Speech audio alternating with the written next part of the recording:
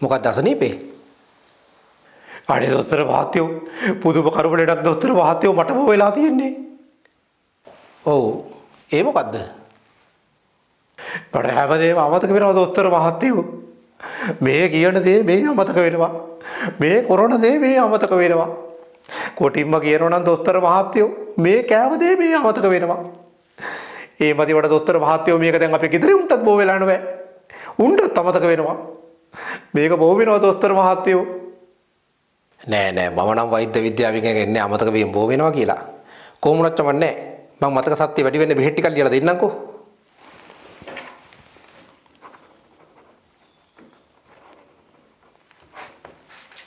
දොස්තර මහත්තයා කොච්චර කිව්වත් අමතක වීමේ ලෙඩේ බෝ වෙනවා. දැන් ওই දොස්තර මහත්තයාගේ ඉස්සරහින් ඉන්න නර්ස් නෝනා මං ආවට පස්සේ මට නම්බරයක් දුන්නට බෑ.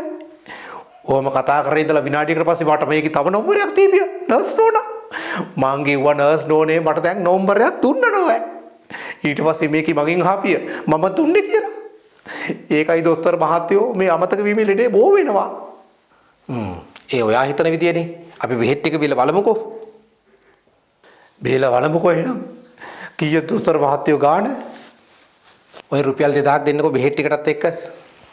බෙහෙත් ටික ඉස්සරහින් ඉල්ල ගන්න. ආසයක් නෑ දොස්තර මහත්තයෝ මේක හොඳ වෙයි කියලා. දොස්තර මහත්තයා කියන නිසා බේල වළඹකෝ.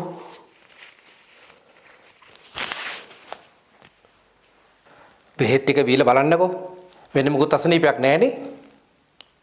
වෙන අසනීපයක් නෑ දොස්තර මහත්තයෝ. එහෙනම් මං ගොයින් එන්නම් දොස්තර මහත්තයෝ. සල්ලි දුන්නේ නැහැ අමතකුණා මං හිතන්නේ.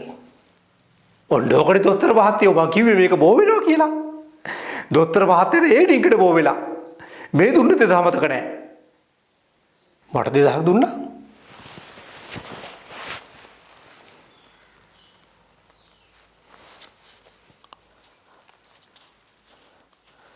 ඇත්තට මට ලෙඩේ බෝ වෙලාද?